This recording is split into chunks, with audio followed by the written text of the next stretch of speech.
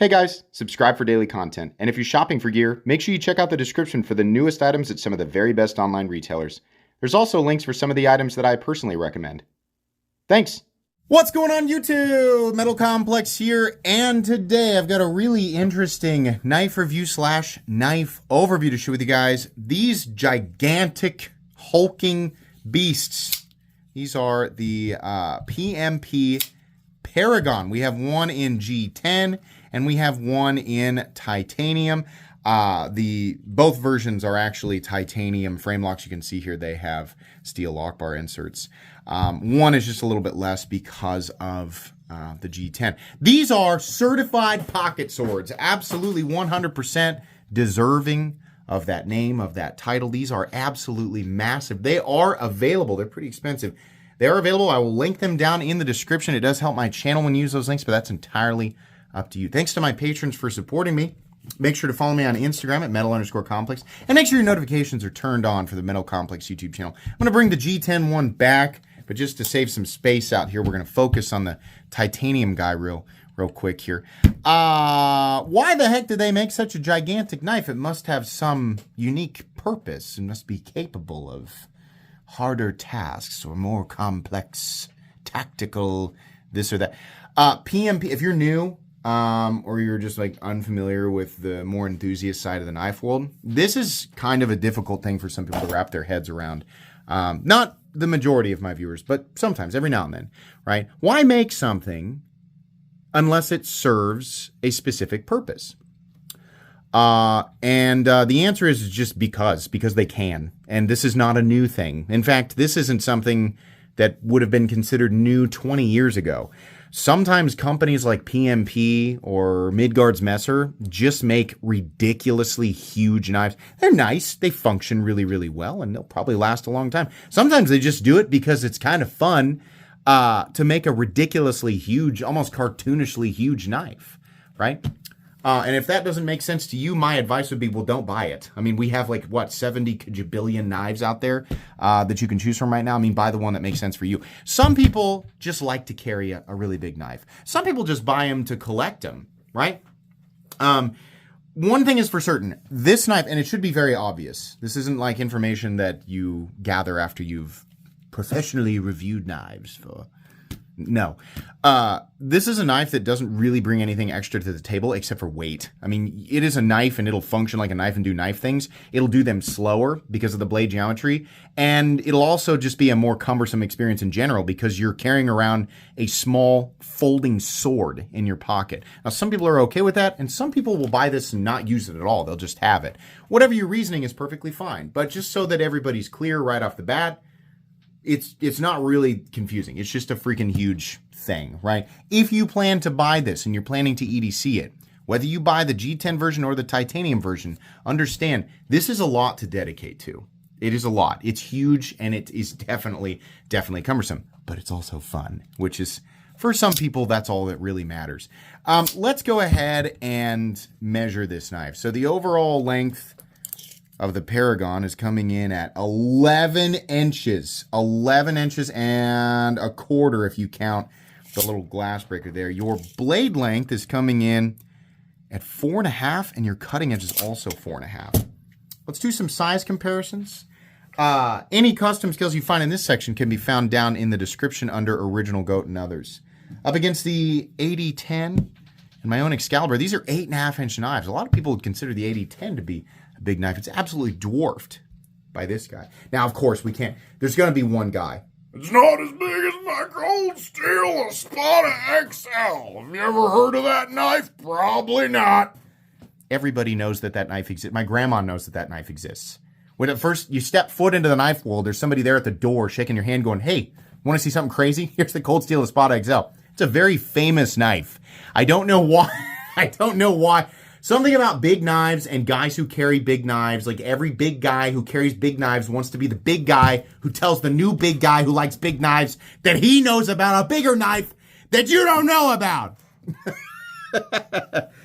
Oh, no. Yeah, it's not as big as the Espada XL. The Espada XL is far from the largest folding knife ever, though. It's just a big knife that a lot of people know about. And I guess for some reason it makes people feel special to know about it. You can you know, that knife is just like on regular retailers. Like when they have them in stock, it's just like regular surface level retailers. But anyways, it's funny that still I've been running this YouTube channel for 7.5, almost 8 years, and I still get comments like that. They're funny. Some of them are trolls, but it's funny. Either way, either side of it is really funny. It's a big knife. It's not that big. Let's put it up against the Spyderco PM2 and the Spyderco Para 3. This looks like some sort of ancient, like giant mutated version of like a Spyderco knife, you know? Finally, up against the Benchmade Group Cylinder, in this case, the Ritter Hogue and the Hogue Deca. How's the action? Good for a big knife, still pretty alarming. And this is a titanium frame lock, so I like to disengage my frame locks like this, and then I like to turn and move my hands out of the way and let it drop. Problem is that this blade is so big that even if the pivot action was bad, it's not, pivot action's pretty good, even if it was, it would still come down. And even though the edge is as thick as you would imagine that it is, it's still a lot of weight and blade coming down. If you don't get your fingers out of the way, it's going to clamp on you. Couple of times I've gone to disengage this, turned, and realized that I've still got my little fingies kind of poking up here, and I'm like, whoa, because that blade's coming down. Be aware of it. This knife can absolutely cause injuries. And, you know, a lot of people are like, you know, thinking of it in terms of like a weapon. You are 1,000 times more likely to injure yourself with a knife like this than you are to defend yourself or hurt somebody else with it. Even if you are a professional ninja master level 9,000 Harry Potter freaking aura level ninja guy, whatever, right? You took all the online courses, took all the Rex Kwon Do courses. Even if you're that class, you're still more likely to hurt yourself than anybody else with a knife like this. It's a huge knife, right? Stuff like this always, people try to force it into certain roles, and it's like, it's really just a cumbersome thing that you might hurt yourself with. That's really what it is. But it's fun. You know, knives are fun. I get it. So the action is actually, I mean, it's got a flipper tab, and it's not, I wouldn't call it like a great flipper, but a flipper tab on a knife this big, it's pretty good. I mean, I can't complain too much. It does exactly what you want, but it's alarming. Same with like the reverse flick, you can do it, and even your forward flick. It's actually pretty darn good. Every time you do it, there's going to be a little, you know, in the back of your mind, like, oh, yay. That's what it's going to feel like, you know? So just be aware of that. Access to the lock bar is also really good. Let's do carry profile. Thickness up against the Spyderco Para 3. Golly! Pretty thick. Length and height up against the PM2 and Para 3. This was not a comfortable knife to carry. It does fit in my pocket. I'm going to be honest with you guys. I could only stand to carry this knife for about 3.5 to 4 hours. This is not a knife that I enjoyed carrying. It's fun and it's cool and it's big and it gives me the happies. But in the pocket, oh my God, I was like, I cannot do this. If you like big knives, you get the Spada XL and take it to Home Depot with. If that's you, yeah, man, knock yourself out. Might literally. Yeah, go ahead. You might enjoy this, right? For the vast majority of people, it's just insanely cumbersome. It's so huge. Let's go ahead and measure the blade stock thickness here. Oops. Oh God, we got to change it to, there we go. I bet this is approaching a quarter. Yep. 233 thousandths. That's a thick blade. For sure. Titanium's thick too. I don't normally do this, but I'll give you guys a measurement of like the frame thickness. 620 thousandths. Pretty big. Pretty big. And it is the exact same blade stock thickness on the G10 versions, right? And the same frame thickness and all of that. So it's pretty thick. How much does it weigh? Well, we're going to have two different weights, so let's talk about materials. On this one, the more expensive one, it's titanium and... Oh, it doesn't say it on this side. There it is. D2.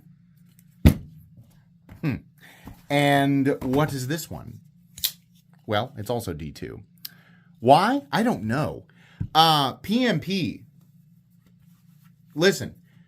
People do not want to see D2. I don't care. I mean, like, listen, D2 is a good steel. It really is. It is. and it probably will serve people plenty well. There's a lot of different layers as to, why, a lot of different layers to reasons why people want to see certain steels on certain knives, especially at certain price points. The irony here is that we're talking about optimizing the steel for the cost on a knife that has geometry that is going to make it hard for any composition heat treated properly even to perform well, right? But that doesn't matter.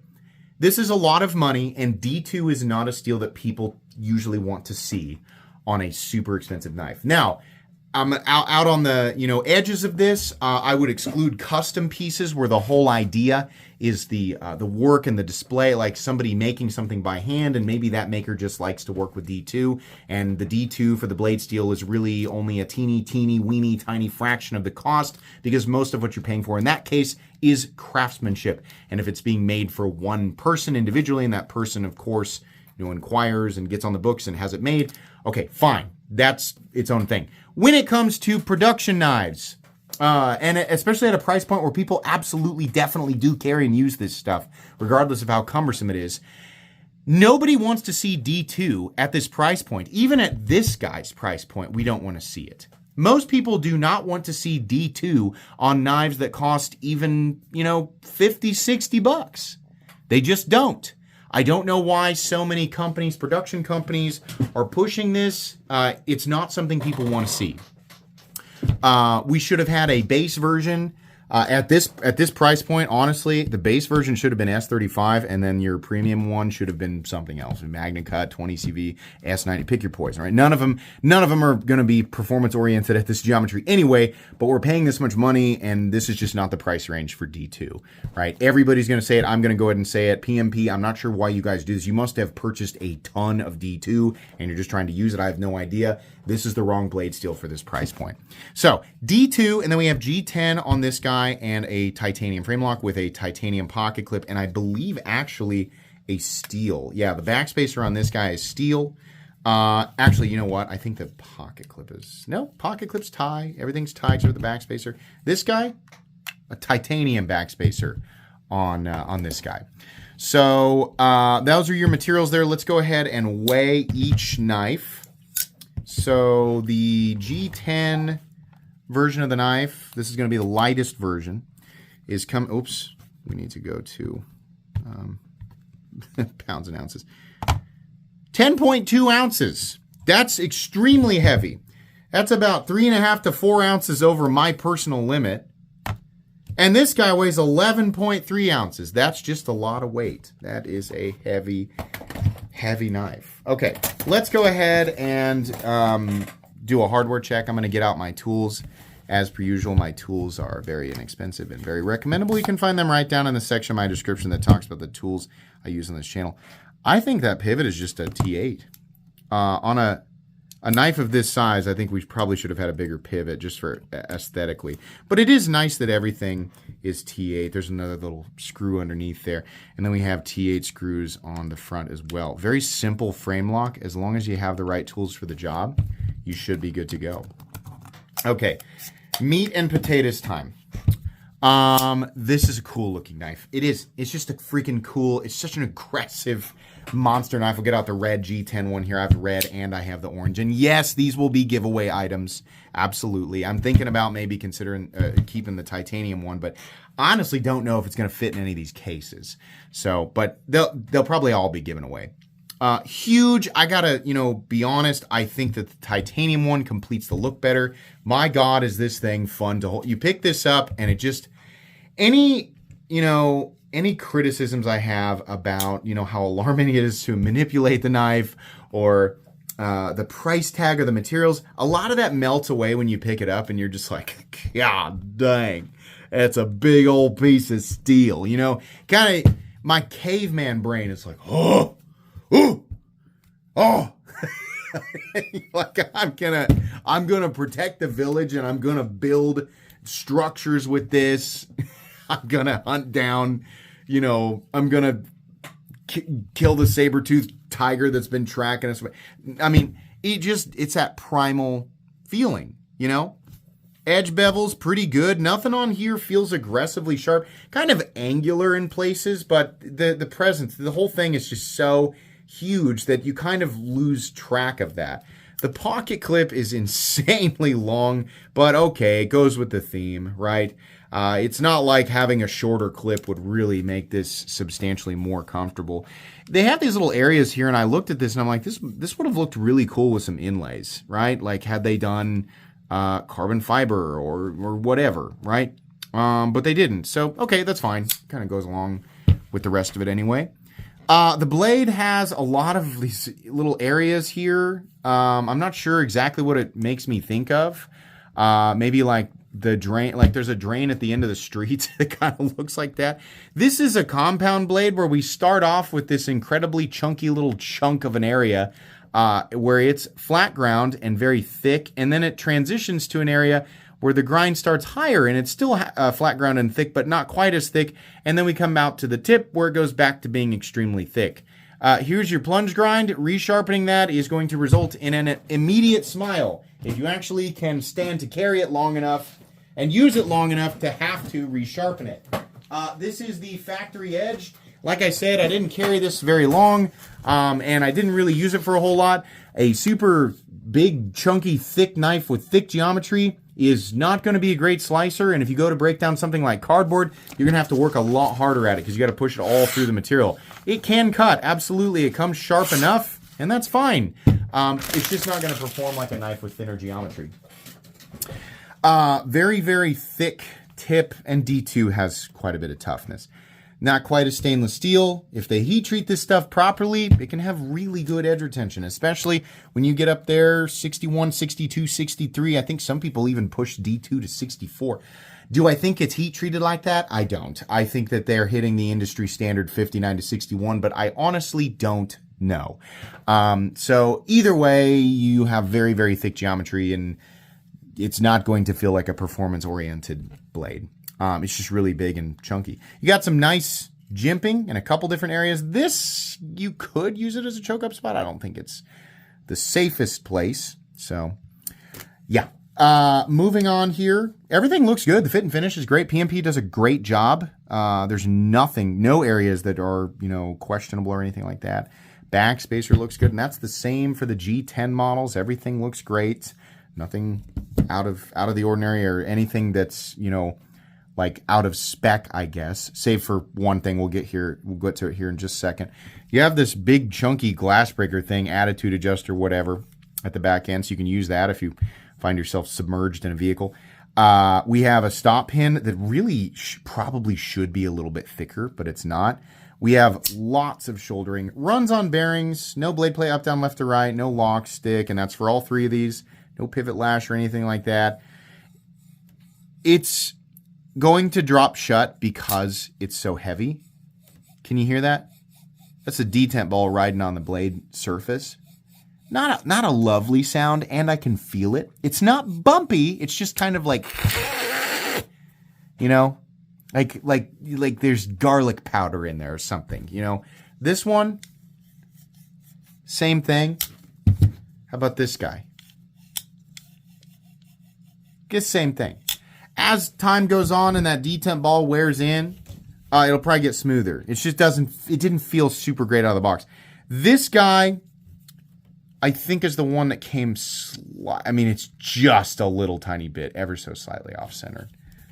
Probably could be easily adjusted. This one's perfect.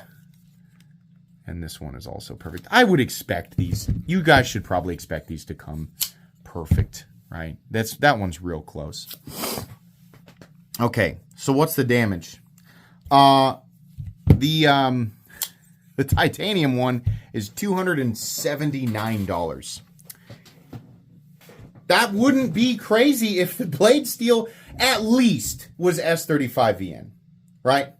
I think we can all agree S35VN, and we'd be like, all right, it's a lot. It's a big knife, right? Even though, like, somebody might try to make the argument that's a lot of D2. You could probably make 3 blades out of it. Okay. You can make 3 regular blades out of this on a pretty good sized knife. You can get pretty well made $30 pocket knives in D2. And you are not just paying for the blade there. You're paying for the entire knife. D2 is inexpensive. Very. This is not CPM D2. They don't list it that way. They list it as D2. It's ingot D2. So no, it's just D2. Okay, so the G10 one must be way less, right? Nope, it's $200. What the heck? Listen, this is a fun knife. It's fun. Yay, whoopee, it's fun. But those prices are ridiculous for D2. We don't want D2, even if, again, the blade geometry is so ridiculous that making it some more special, expensive blade steel it's not going to perform any better.